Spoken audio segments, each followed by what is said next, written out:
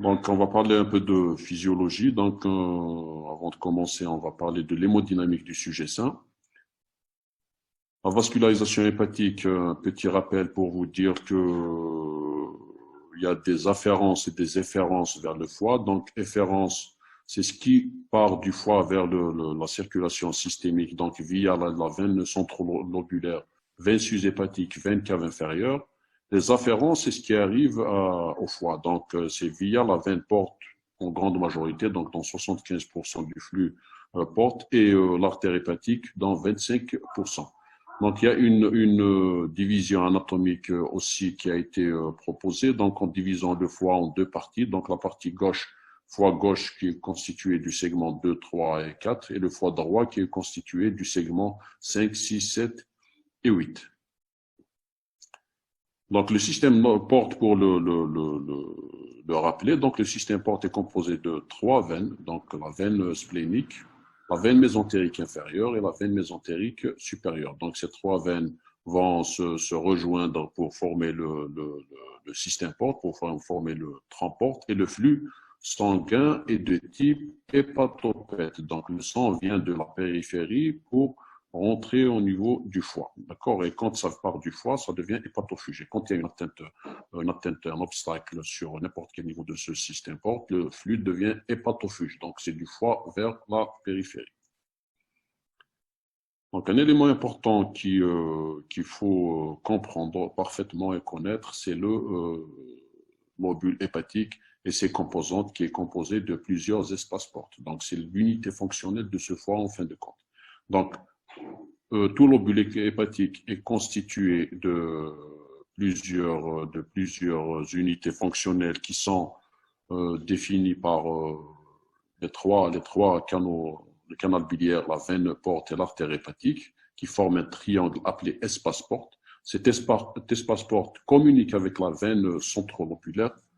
Donc, l'espace porte qui communique avec la veine centrolobulaire. Cette veine centrolobulaire va déverser son sang au niveau de la veine cave inférieure, veine cave supérieure plutôt.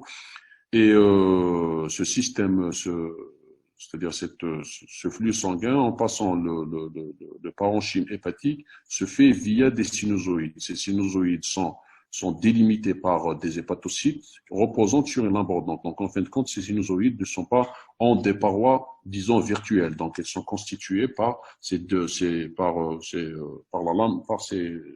hépatocytes qui délimitent ces sinusoïdes. Et en étant en contact avec ces hépatocytes, il y a des échanges qui se font entre le système veineux portal et le système veineux extrahépatique, donc sus-hépatique.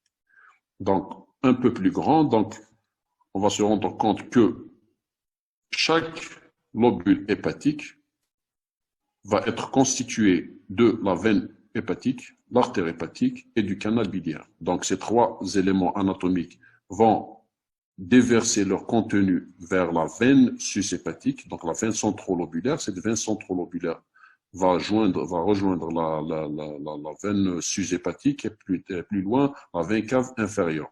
Et durant tout ce trajet, il y a des échanges qui vont se faire entre les hépatocytes et ce système vasculaire pour assurer le métabolisme du foie. Donc, via ces sinusoïdes qui sont délimités par des hépatocytes.